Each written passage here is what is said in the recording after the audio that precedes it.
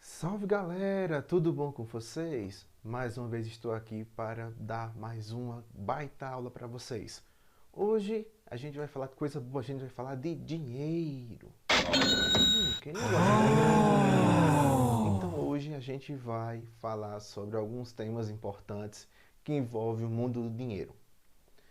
É muito comum hoje em dia a gente se deparar nas lojas com promoções, as promoções que falam 50% off, promoções de curto prazo, um mundo louco de descontos e aumentos, certo? Então, se acostume, antes de mais nada, preste muita atenção no seguinte, lembre-se que eu vou falar agora. Aumentos são sempre maiores do que parece. E descontos são sempre menores do que parece. Então, é aquela velha teoria.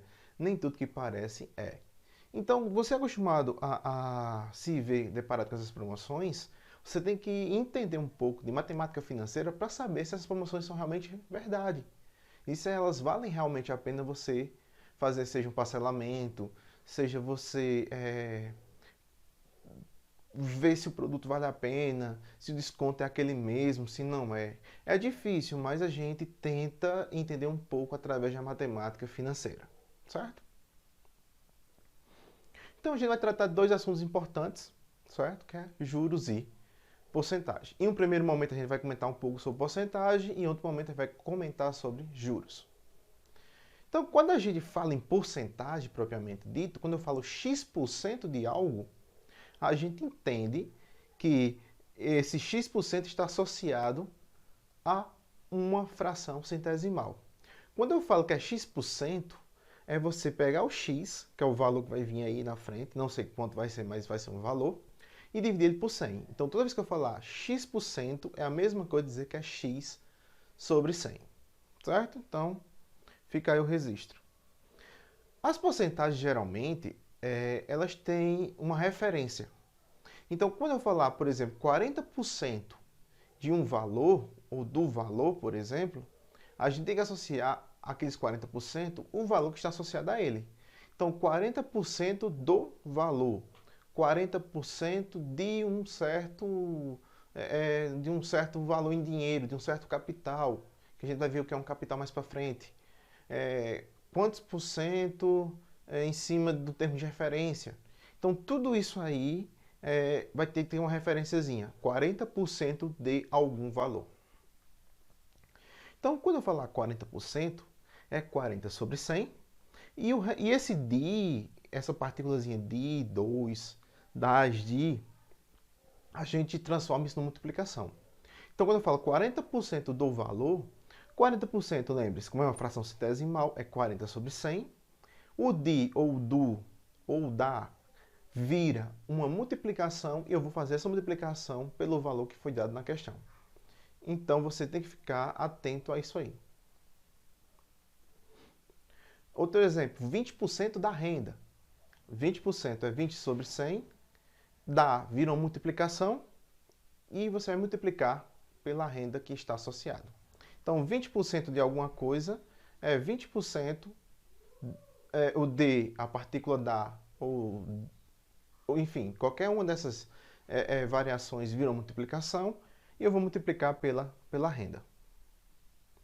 Então, quando eu falar 25%, esses 25% a gente chama isso de taxa percentual, certo? Essa taxa percentual geralmente é porque vem sobre 100. Então, percentual ou porcentual, a gente trabalha em cima de 100. Então, 25% é 25 sobre 100, que eu chamo isso de taxa percentual. Quando eu me deparar com essa fração de 25 sobre 100 e realizar a divisão, nós temos 0,25. Por quê?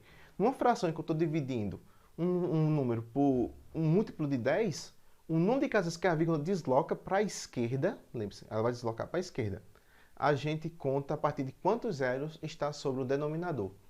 Como ali a gente tem 100 com 2 zeros, a gente desloca duas casas para a esquerda, certo? Então, se eu estiver trabalhando aí com 25 sobre 100, a gente faz a divisão 25 sobre 100 e iguala isso a 0,25, que é a divisão em decimal de 25 sobre 100, certo? E aí esse valor aí eu vou chamar de taxa unitária equivalente. Então, toda vez que eu trabalhar com 25%, eu estou trabalhando com 0,25 de algum valor, ou seja, um quarto de algum valor. Então, você tem que ficar atento a isso, quando estiver na taxa percentual e for para a taxa unitária, certo? Ou vice-versa, você pode também estar na taxa unitária e ir para a percentual. Lembrando que, quando eu falar em 25%, lembre-se, em algum momento eu vou ter que dividir isso por 100, para realmente calcular o valor que a questão pede. E quando eu trabalhar com 0,25, eu não preciso mais dividir por 100 para calcular esse valor. Então, eu já tenho o valor diretamente com uma multiplicação. Então, resumindo o que a gente viu, de 25% para 0,25, eu divido por 100, isso é da taxa percentual para a taxa equivalente, ou taxa unitária equivalente. E o inverso é multiplicar por 100. Se eu estiver na taxa unitária e quiser ir para percentual, eu vou multiplicar por 100 e vou ter a taxa percentual normal. Vamos fazer uma simulação? Eu gosto de simulações porque simulações elas mostram um pouco de como a gente vê esse mundo das porcentagens, que é um mundo um pouco louco. Você pensa que é uma coisa, mas não é. Então, vale aquela mesma teoria que eu falei inicialmente. Então, vamos imaginar que a gente vai fazer um passeio e vai comprar um dogão, certo? Um dogão, um cachorro quente, bem gostoso aí. E vamos pagar um valor de R$100 por ele. Aí vocês, eita, que valor caro, né? R$100. Aí você imagina, não, mas calma, vamos com calma. Esse dog aí vai custar R$100 por conta que eu tô querendo trabalhar de uma forma mais simples para mostrar o conceito por trás das contas de porcentagem. Então, vamos imaginar que esse dogzinho aí vale R$100, ou $100, né? $100. Vamos supor que, ao aumento das vendas, esse dog aumente 30% do seu valor de venda. E eu preciso calcular qual é o novo preço desse dog.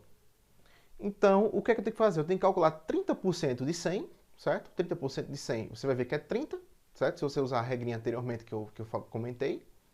E se eu somar aí, isso vai me dar um valor de 130, certo? Então, aí fechou em 130. Vamos supor que depois que esse período aí de êxtase aí para comprar cachorro-quente passou, o dono quer dar um desconto para voltar ao valor inicial. Então, se ele der um desconto de 30%, um aumento, perdão, se ele der um aumento de 30%, a gente vai ter que ter um desconto de 30% para ver se o valor volta ao original. Mas observe o seguinte, se eu dar um desconto de 30%, eu não vou calcular os 30 em cima dos 100 não, que é o valor inicialmente do dog não. Eu tenho que calcular isso em cima do valor imediatamente anterior, que no caso aí seria R$130. Então, se eu calcular 30% de 130, eu vou ter um valor de R$39. Consequentemente, eu vou ter o quê? Eu vou ter que ter um desconto aí de R$39 em cima dos 130. E esse dog vai passar a custar R$91. Olha que loucura. Era 100, aumentou 30, foi para 130. Depois diminuiu 30% e passou a custar 91. Você percebe que os valores não empatam no final das contas. Por quê? Os valores de referência são diferentes. Por isso que eu disse, o cálculo da porcentagem vai importar o valor que eu estiver trabalhando. Certo? Então, nesse caso aí, o desconto não foi equivalente ao aumento para que o preço voltasse a ser o original. Então, nesse caso aí, se a gente quisesse realmente calcular isso aí, para voltar aos 100, você teria que aumentar, no caso aí, o desconto, certo? Tem que dar um desconto maior para que o dog voltasse a ter o valor original, certo? Então, fica aí essa simulaçãozinha.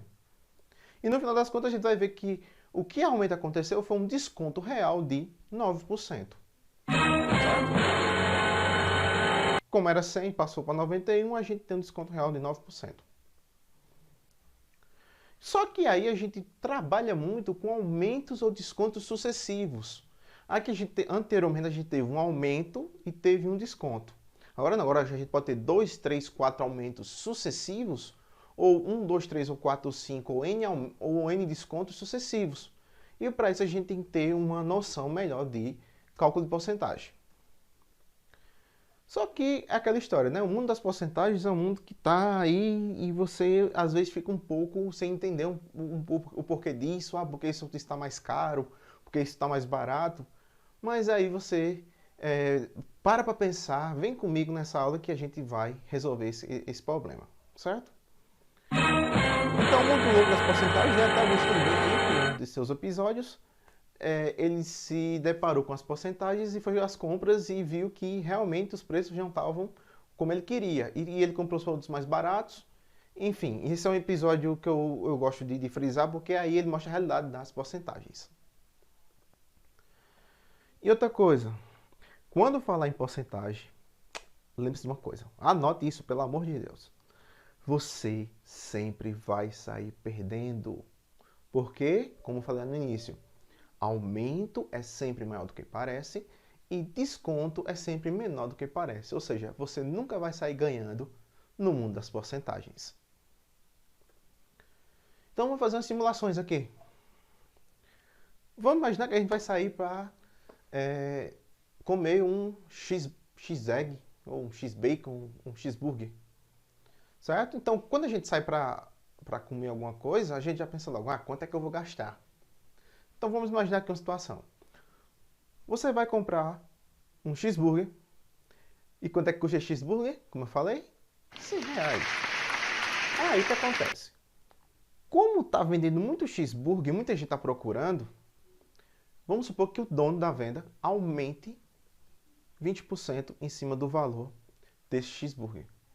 Se eu calcular 20% de 100, a gente vai ter o valor de R$20. Se eu aumentar em cima do 100, eu vou ter o quê? 120. Então, nesse momento, o valor do cheeseburger vai valer 120. Só que aí a gente pode dar mais um aumento, ou o dono lá quis dar mais um aumento de 20% em cima do valor do cheeseburger. No final das contas, quando eu olhar aí, o que é que vai acontecer?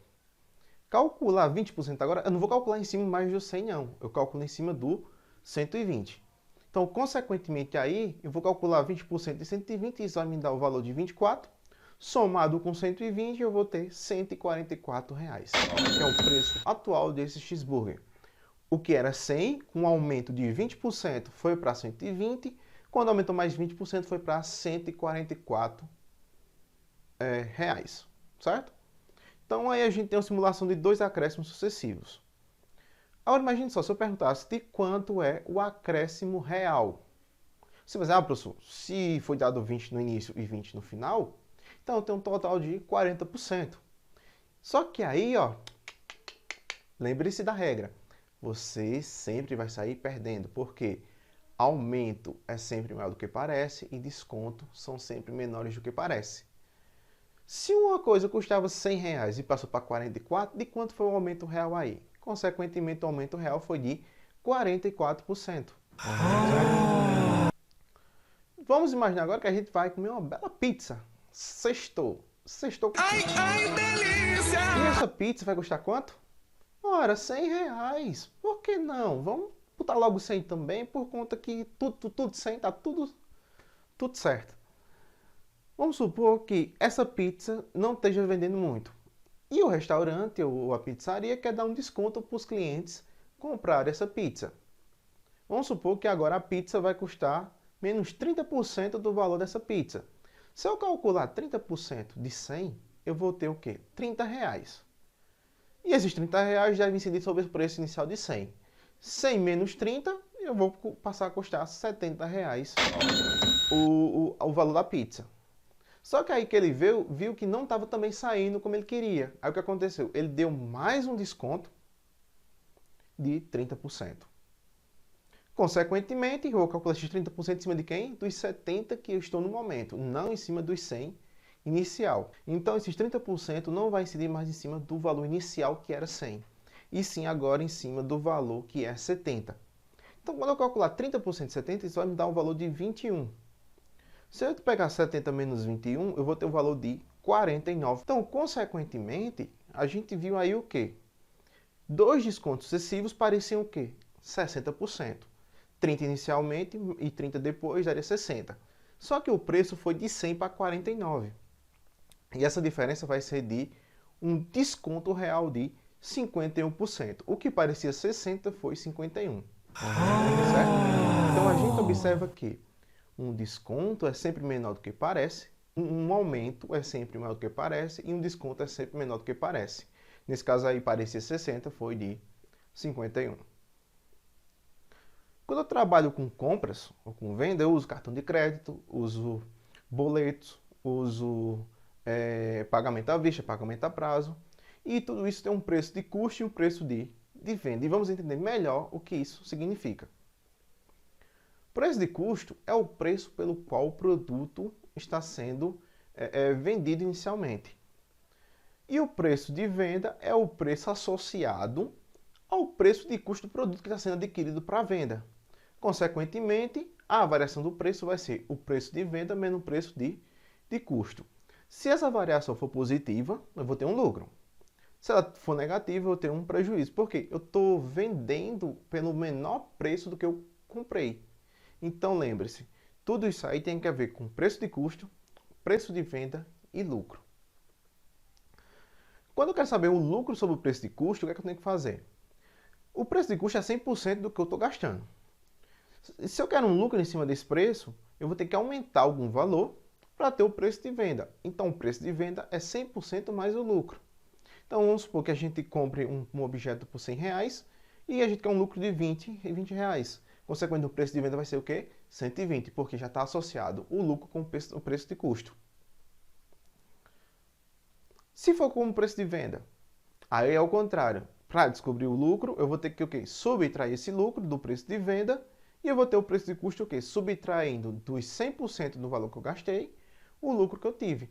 No caso do exemplo, se a gente vendeu por 120 menos os 20, eu vou voltar a ter os 100. Então lembre-se, o preço de venda já está associado o custo do produto e o lucro, certo? E agora a gente vai entender um pouco de matemática financeira. Aqui é onde entra a poupança, o acréscimo para a poupança, conta corrente, crédito a juros, débito, todos os conhecimentos que você pode ter do mundo bancário em si, a gente está associando com matemática financeira. Então, algumas palavras importantes que a gente deve saber agora. Capital principal ou principal, a gente vai ter que determinar como C ou P, certo? Então, toda vez que eu estiver falando sobre capital, eu sei que é o valor inicial que eu tenho, ou seja, para investir em alguma coisa. Então, ele é o principal valor que eu tenho. Juros eu vou chamar de J. Juros é o acréscimo em cima do capital que eu vou ter como compensação no final de um certo período. Taxa de juros vai ser a taxa dada em porcentagem que vai ser associado a esse valor. E o prazo? O prazo é o tempo. Se quantos meses, se vai ser semestral, bimestral, trimestral, anual. Então a gente trabalha aí com esses prazos. Lembrando que a taxa em si, ela tem que estar no mesmo período de tempo. Então, se a taxa é anual, o tempo tem que estar em anos. Se a taxa é semestral, o período tem que estar em semestres. E se a taxa for bimestral, a gente tem que botar em cada 2 meses. Se for a cada 10 anos, tem que estar em 10 anos. Certo? Então, a unidade da taxa tem que estar igual com a unidade do tempo. E o montante, que no final das contas vai ser o capital com os juros. Só que a gente tem dois tipos de juros. A gente tem os juros simples e os juros compostos. Para trabalhar com os dois, a gente vai fazer uma diferenciaçãozinha básica. Quando eu falo em juros simples, eu estou trabalhando com o seguinte, ó. Vamos imaginar que sua avó, certo? Ela tem um capital e ela está ganhando uns juros em cima desse capital. Ela emprestou para você ou para alguém da família e ela está guardando separadamente numa gaveta o capital num canto e os juros no outro, certo? E ela está associando a cada gaveta um desses. Por que isso? Porque o capital no juros simples ele é fixo. Vamos supor, vai investir R$ 100. É R$ 100 o capital. Tudo que tiver aumentando em cima desse valor vai ser os juros. Porém, a gente vai ver que os juros, nesse caso aí, a gente vai usar apenas o acréscimo como compensação, certo? A gente vai fazer um exemplo. Vamos supor que eu tenho um capital de R$ 100 e eu estou aplicando durante 4 meses com juros de 20% ao mês. Então vamos lá, vamos imaginar, a gente tem 100, certo? E o capital aí, a gente tem que calcular em cima do quê? Da porcentagem de aumento. Então, se eu estou aumentando 20% a cada mês, 20% de R$ 100 é R$ 20. Então, consequentemente, a cada mês que passa, eu vou ter um rendimento adicional de R$ 20. Isso é o que a gente chama de juros. É a compensação dado em cima de um valor, que no caso seria o capital ou o principal, no final de um período, aplicado a uma taxa de juros. Então, vamos imaginar que a gente vai usar esse capital, 100. No primeiro mês, eu vou aumentar R$ 20, porque o primeiro mês aumenta R$ 20 de juros. A gente vai passar a ter 120. Passando mais um mês, a gente aumenta mais 20, mostra 140. Passando mais um mês, a gente vai ter 20, isso vai custar 160. Passando mais um mês para completar o quarto mês, a gente vai ter 180 fechadinho. Então, o que a gente tinha de R$ 100 inicialmente, se eu aplicar durante 4 meses a uma taxa de 20% ao mês, a gente no final das contas vai ter um valor de 180. E para achar os juros aí, é só pegar os 180, que é o valor final, menos o capital que você aplicou. Consequentemente, a gente vai ter o quê? O valor de R$ 80 de juros. Certo? Então, o montante é o capital mais os juros. Soma os 100 com os 80, que eu disse, né, que aumentou, a gente tem 180, que é o montante acumulado. Então, você percebe o seguinte, no juros simples, a compensação é igual em todo o período, do começo ao fim. Então, você não precisa se preocupar com cálculos adicionais. Você calcula apenas uma vez os juros e vai acrescentando a cada final de período. Então, a gente pode entender que juros por período é o quê? É o capital aplicado a uma taxa, ou seja, o acréscimo da taxa. Os juros acumulados é a multiplicação do capital vezes a taxa vezes o tempo, que eu vou ter uma constante aí. E o montante final das contas vai ser o capital mais os juros. Certo? Então a gente fecha aqui os juros simples. E aí, nesse caso da taxa, a melhor forma de usar, como a gente viu, ó, o que é melhor usar na taxa percentual ou na taxa unitária? Eu, por segurança, eu trabalho mais na taxa unitária. Por quê? Você já dividiu por 100 e não precisa mais fazer cálculo nenhum. Se você usar os 25 em si, vai ter em algum momento que você vai dividir por 100 essa conta. Então você pode correr o risco de errar no final das contas. Então agora a gente vai ver o quê? Se eu estou aplicando meu dinheiro a um valor constante K, que no caso seria uma porcentagem, eu vou ver que no primeiro mês ele vai continuar o mesmo. Não vai haver variação de nada. Por quê? Eu estou aplicando agora nesse mês, até completar o próximo mês, meu capital é aquele. Eu emprestei R$ 100 e esse capital continua sendo R$ 100. Se está com zero no início é porque está ainda correndo o primeiro mês, então você não tem juros nenhum. Então você somando a partir daí. A partir do primeiro mês você vai aumentar esse negócio. Então, consequentemente, você vai ter que ter um aumento de juros, certo? E caso contrário, se você for seguir para achar o valor que foi aumentado aí no seu dinheiro, você vai ter que diminuir esse valor, certo? Então, se eu estou no primeiro mês, passou o primeiro mês, se eu quero saber o meu valor, eu somo os juros. Se eu quero saber o valor que eu tinha antes, eu subtraio os juros do valor total que eu tenho no momento, que no caso seria o montante. Então, R$ 200, um aumento de 40%, ó, a gente vai fazer o seguinte, fazer um método passo a passo. 200 mais, porque é um aumento, 40% de 200. O 200, você vai repetir o 200 mais o 40% vira 0,04, aliás, 0,4, por conta da divisão lá. Lembra que eu disse, se você usar os 40, em algum momento você vai dividir por 100. Se você usar apenas o 0,4, não precisa se preocupar com divisão nenhuma, pode fazer a conta direto. Nesse caso aqui, ó, você vai ver que o aumento, aí se eu colocar o 200 em evidência, vai ser 1 mais 0,4. Isso aí tem um nome, isso é chamado de fator de capitalização. Se eu estou aumentando, vamos supor o seguinte, esse 1 quer dizer o seguinte, que o valor que eu tenho lá de fora do parênteses, quer dizer que é 100% desse valor. Mas, como eu estou aumentando 40%, eu vou aumentar 0,4 em cima dele. Então é 100 mais 40%. Então isso aí na forma unitária vai ficar 1 mais 0,4. Isso já vai me dar direto o valor do aumento final, que é 200 vezes 1,4. Certo? Então, se eu quero aumentar 40%, eu posso fazer 1 mais a porcentagem de aumento e multiplicar esse valor, eu chego no resultado. R$500 com desconto de 30% é a mesma coisa, só vai mudar o seguinte, é o mesmo raciocínio. Você vai pegar os 500, menos porque é um desconto, 30% de 500, e o 500 você vai subtrair 0,3 de 500, certo? Então aí ó, você pode fazer o seguinte, 1 menos 0,3. Lá no outro era 1 mais 0,4. Ia me dar 1,4 vezes 200, daria meu valor. Aqui vai ser 1 menos 0,3, porque eu estou descontando em cima de 100%. É como eu tenho 1 que é 100% menos 30%. Então vou sobrar apenas 70% desse valor, ou 0,7 vezes o valor que eu tenho, certo? Então esse fator é chamado fator de capitalização ou descapitalização. Se é capitalização, eu estou aumentando. Se for descapitalização, eu estou diminuindo. Então eu posso fazer essa forma para calcular mais rápido os valores de aumento e desconto. Bom, agora a gente chegou ao caso de juros compostos. Quando a gente trabalha em juros compostos, a gente tem que botar uma coisa em mente. Não existe separação de juros e capital nesse caso. O montante já é dado pela multiplicação do capital com os juros. Então, vamos imaginar a vovó novamente. Ela emprestou esse valor, ou ela aplicou na poupança o dinheiro dela, certo? Então, lá na poupança, que lembre-se, a poupança é capitalizada em cima de juros compostos. O aumento é em cima do rendimento total da sua poupança.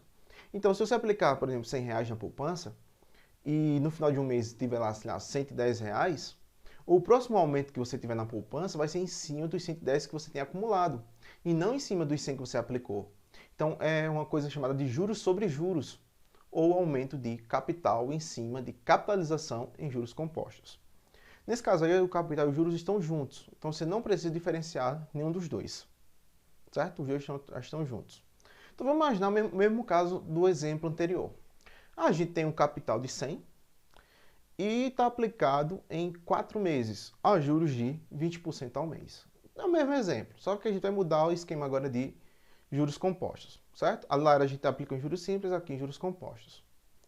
Então a gente vai ver que na hora que eu estiver usando o fator, que é o caso que eu vou usar o fator, porque o aumento agora vai ser em cima do acumulado, certo? Eu vou usar o fator de capitalização, que vai ser 1 mais a porcentagem de aumento do capital, que no caso seria de 20%. Esses 20% é 0,2 que vai incidir sobre 1, que no caso o fator seria 1,2. Então a cada período que passar, eu vou multiplicar por 1,2, porque agora a gente tem um produto, porque lembre-se, é juros compostos e é juros em cima de juros. Então é o aumento total para ser aplicado. Então nesse caso aí, ó, 100 vezes 1,2, eu vou ter 120. Lembre-se que no primeiro mês, juros simples e juros compostos são a mesma coisa. A partir do segundo mês, manter o crescimento linear, porque é uma função crescente, e outro é um crescimento exponencial. Como é uma multiplicação, os juros vão aumentar acima. Vai chegar um ponto em que os juros compostos vai sobrepor os juros simples. A gente vai ver nesse exemplo aí, ó. No segundo mês, quando eu aplicar novamente o aumento de 20% em juros compostos, eu vou ter 144. Lá a gente tinha o quê? Lá já tinha 140. Agora já aumentou para 144. Então já aumentou aí.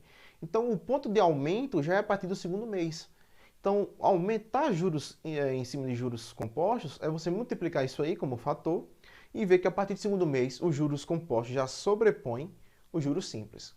Por isso que para muitas pessoas esses juros a longo prazo é interessante, porque elas vão ter mais rendimento. A curto prazo não é muito interessante, é melhor usar o sistema de juros simples. Então, mais um mês vezes 1,2, eu vou ter 172,80. E se eu aumentar mais um mês, que é o quarto mês, eu vou ter 207,36. certo? Então a gente já tem aí um valor diferente. Lá a gente tinha 180, se eu não me engano, era 180 reais. Aqui a gente já passou para ter R$ 207,36. Então você percebe o aumento, que foi mais do que 20% aí, certo? Então o sistema é esse, basicamente, a diferença entre juros simples e juros compostos. Então o fator de descapitalização é a mesma coisa, só que você vai subtrair o valor. O montante, olha a fórmula agora. O montante, no final do período, é o capital multiplicado por 1 mais a taxa elevado ao tempo. É uma função exponencial, por isso que chega uma hora que ele sobrepõe os juros simples. Então preste muita atenção nessa fórmula, que ela é válida para o sistema de juros compostos. A gente vai ver nos exemplos, no segundo momento, que a gente vai trabalhar com questões que vai ter essa ideia de você trabalhar com juros simples e juros compostos, e a diferença dos dois. E os juros acumulados vai ser o montante menos o capital, certo? Lá a gente tem que o montante era o capital mais juros, aqui só mudou a posição dos termos, né? Os juros é o montante menos o capital. Então, gente, agora a gente vai partir para a resolução de questões envolvendo o assunto de porcentagem e juros no Enem. Então vamos lá, vamos começar com a primeira questão. A nossa primeira questão, a gente trabalha com um gráfico, a gente tem um gráfico aí, e eu vou ler a questão para vocês e a gente vai resolvê-la juntos. O gráfico mostra a expansão da base de assinantes de telefonia celular no Brasil em milhões de unidades no período de 2006 a 2011. Então aí você tem um gráfico de colunas em que você tem a altura do gráfico sendo a quantidade em milhões de usuários de telefonia celular no Brasil, e embaixo você tem o ano em que isso foi registrado. Aí a pergunta é, de acordo com o gráfico, a taxa de crescimento do número de aparelhos celulares no Brasil de 2007 para 2011 foi de quanto? Então o que a gente tem aí? A gente tem uma forma de expressar uma variação percentual, ou seja, de quanto aumentou entre dois períodos. Você tem um período inicial e um período final. Então você consegue calcular isso de que forma? Basta ter as porcentagens de cada um dos períodos e calcular a variação em cima de onde você partiu do valor. Certo? Então vamos imaginar que a gente tem de 2006 a 2011, né? E ele está pedindo de 2007 para 2011. Você pega o valor que está em 2007 e o que está em 2011 e vê quanto cresceu. E como você partiu de 2007 para chegar em 2011, você calcula a porcentagem em cima do valor de onde você partiu, que no caso seria o valor de 2007. Então vamos lá, a resolução vai ser basicamente assim. Primeiro a gente tem que achar a variação percentual. Para achar essa variação percentual, você faz o percentual final menos o inicial dividido pelo inicial, porque eu sei de quanto evoluiu aí. Então, você substituindo os valores, ó. Se olhar no gráfico, 2011 está com 224,02. E 2007 está 120,98. Então, vou calcular isso em cima de quem? De 120,98. Então, está aí a variação percentual. Quando eu fizer essa conta aí, ó, eu vou ter em cima 103,04 dividido por 120,98. Então, na hora que eu dividir essa fração, eu vou ter um número que vai ser um decimal. E esse decimal é chamado de taxa unitária. Mas ele quer o quê? A taxa percentual. Então, eu vou ter que multiplicar por 100 o resultado dessa divisão. Então, na hora que eu dividir aí, vai dar 0,8517, certo? E para transformar em porcentagem normal, eu vou multiplicar por 100. Então, multiplicando isso aí por 100, eu vou ter o valor de 85,17%, alternativa letra B de bola. Então, você percebe aí que é uma questão simples, que você tem que capturar os dados e calcular a variação percentual. E lembre-se, a variação percentual é dado em cima do valor inicial e do valor final sobre o valor inicial que você tem. Porque é como se fosse um pulo. Ó. Você está no valor inicial e tem um valor final aqui em cima. Aí, o que vai acontecer? Eu calculo essa diferença para achar de quanto aumentou ou diminuiu, né? Nesse caso, aumentou. E eu calculo essa porcentagem em cima de quem? Do valor inicial, que é o valor base que eu tenho. Certo? Então, a gente matou aí a questão do Enem 2017. Vamos agora para a questão de 2018. Diz assim, o colesterol total de uma pessoa é dado pela soma das taxas de colesterol bom com a taxa do colesterol ruim.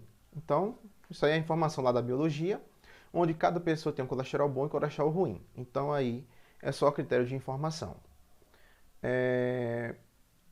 Os exames periódicos realizados por um paciente adulto apresentaram taxa normal de colesterol bom. Porém, a taxa de colesterol ruim, também chamado de LDL, foi dado de 280 mg por decilitro de sangue, uma taxa considerada alta.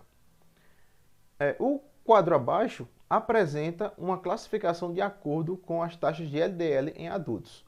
Então, aí eu tenho um quadro com duas colunas. Na primeira coluna, eu tenho a classificação, dado o intervalo do valor da taxa de LDL. Então, se essa taxa for menor do que 100, ela é ótima. Se for entre 100 e 129, é próximo de ótima.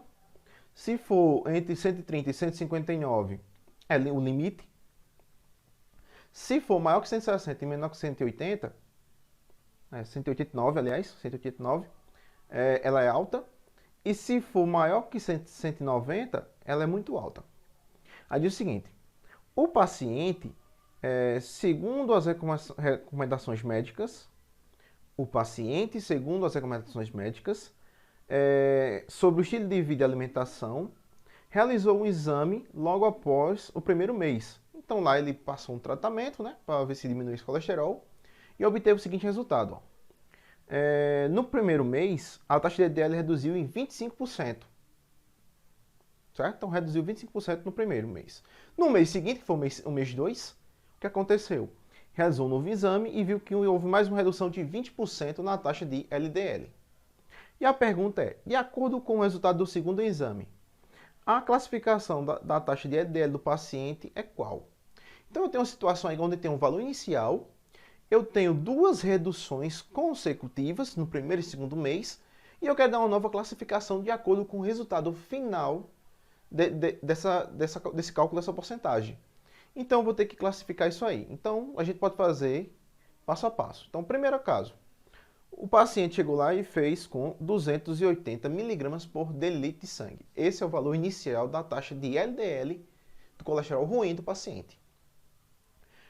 No primeiro mês, reduziu em 25%. Então, vou fazer o seguinte, ó, eu vou calcular 25% de 280, certo? E subtrair de 280. Eu vou ter um valor aí que eu vou ter que calcular.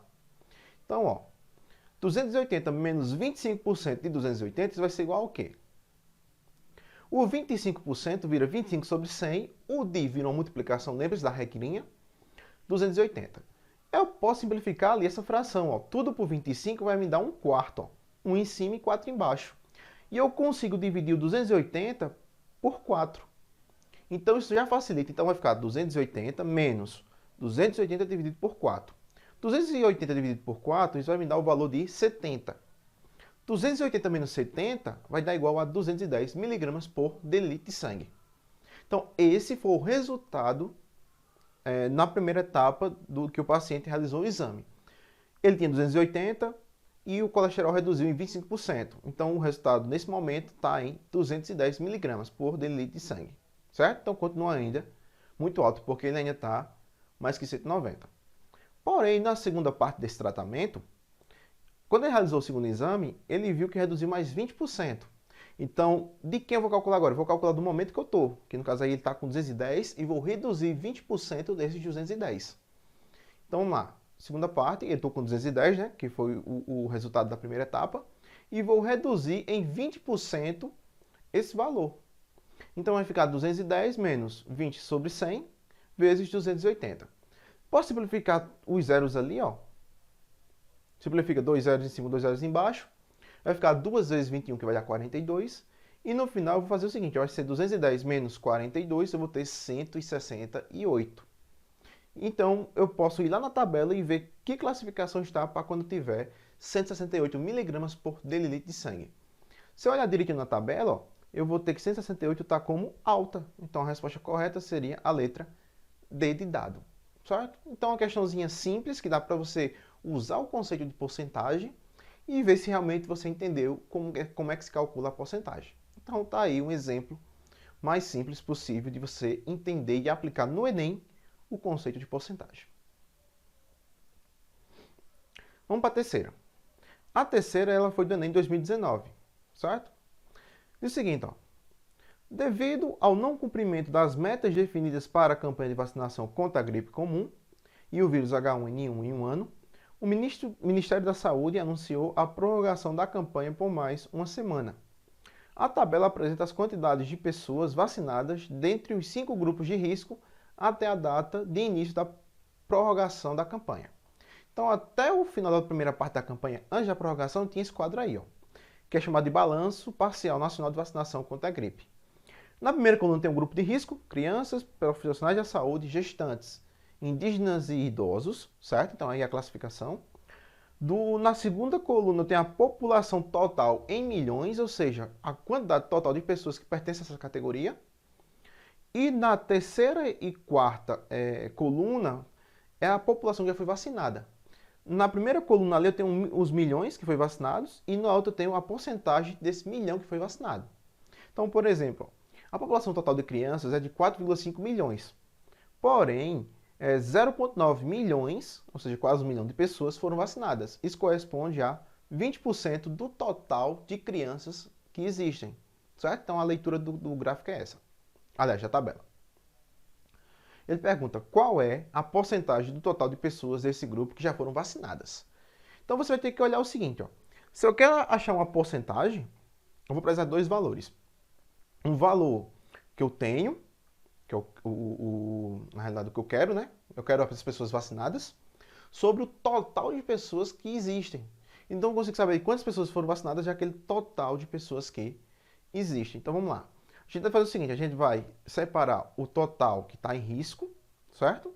No total de pessoas, e o total de vacinados. Se eu olhar para a coluna do total de risco, eu vou ter que somar, ó, 4,5 mais 2, mais 2,5, mais 0,5 e mais 20,5. Quando eu somo isso, eu vou ter o valor de 30. Então vai ser 30 milhões de pessoas dessa população aí, certo? E o total de vacinadas? Aí eu vou ter que olhar lá para o outro lado e somar também os que já foram vacinados. 0,9, 1, 1,5, 0,4 e 8,2. Somando isso aí, eu vou ter um valor de 12, certo? Então, como eu quero a porcentagem, eu vou ver. Ó, o total são 30 milhões de pessoas. E até agora, no total de vacinadas, eu só tenho 12 milhões.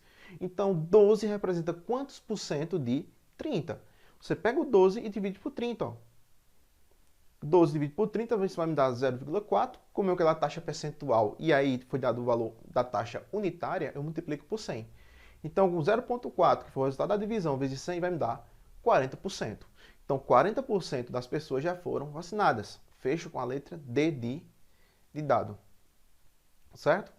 Então, foi mais uma questão do Enem 2019. Agora a gente vai para... Deixa eu só mudar aqui a câmerazinha aqui.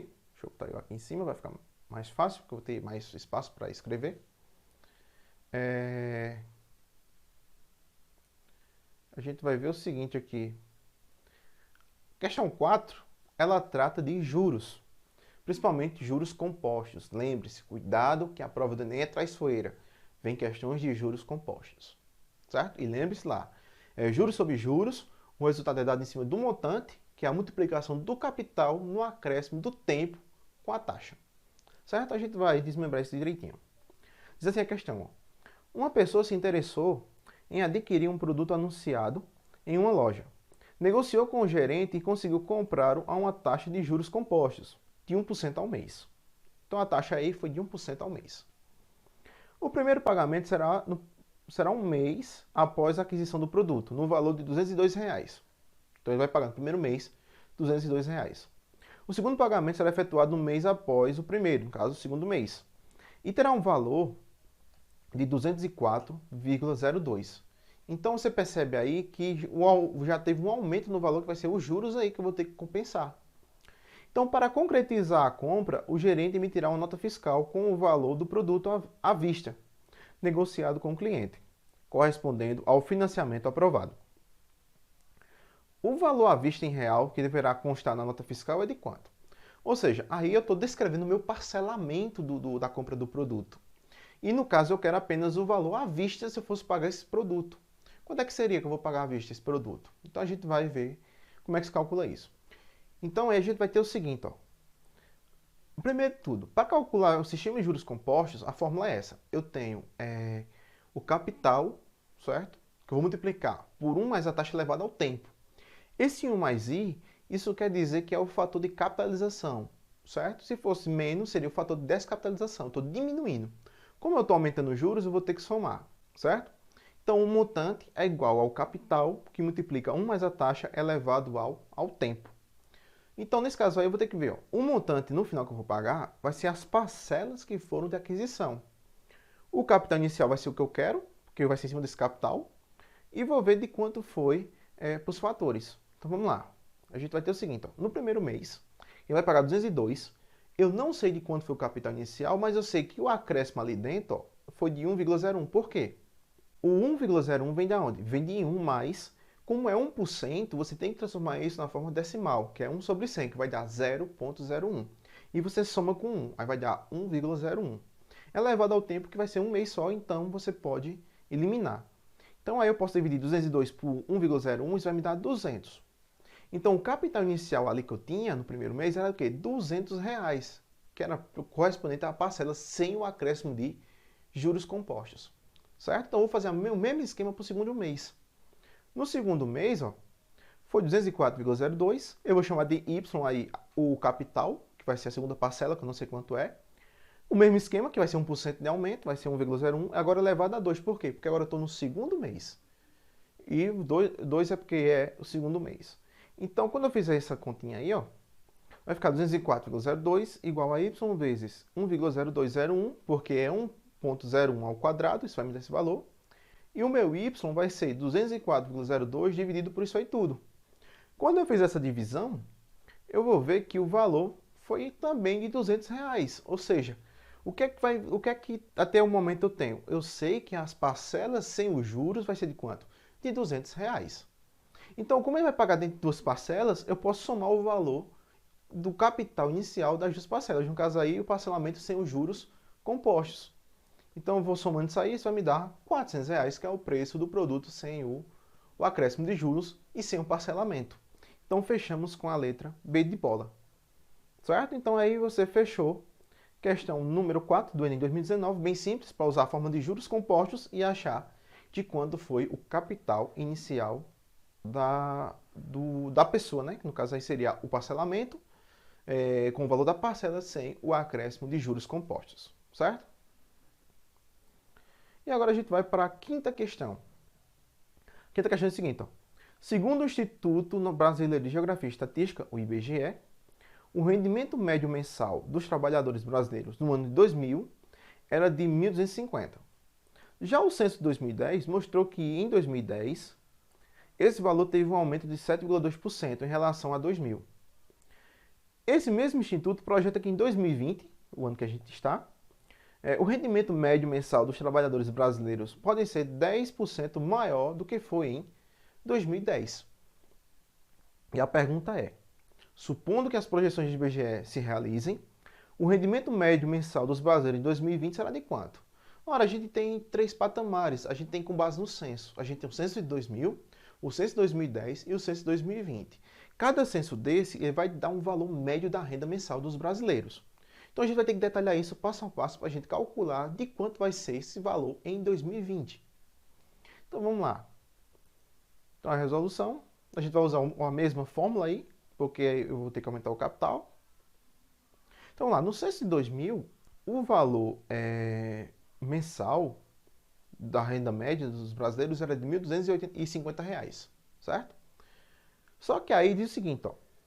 Pulando por censo de 2010, diz que houve um aumento de 7,2%.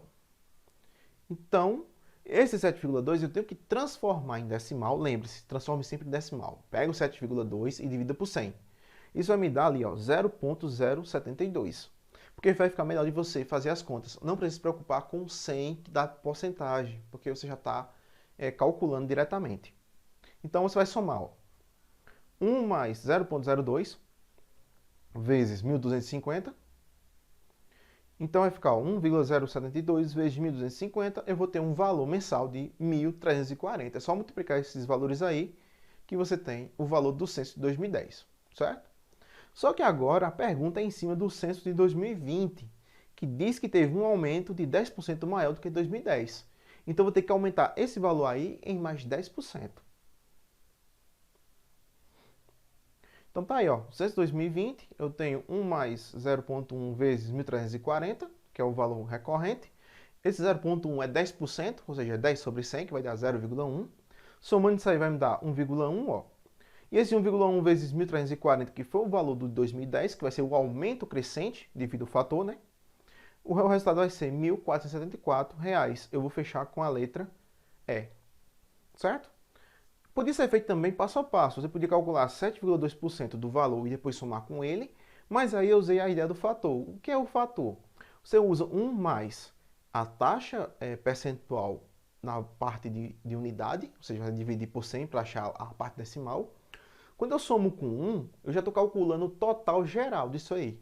Então, basta você pegar esse valor, multiplicar pelo valor da parcela, ou o valor aí da renda média, e você já tem o valor. Sem precisar fazer duas contas. Você faz só apenas uma multiplicação e acha esse valor. Certo? Então, gente, a resolução de questões era essa daí. Então, gente, se você curtiu essa live, se inscreva no canal, tá aí. Ative o sininho, ative as notificações, siga a gente no Instagram, no Facebook, no YouTube e nas demais plataformas online. E aguarde que terá mais novidades. Um forte abraço, valeu!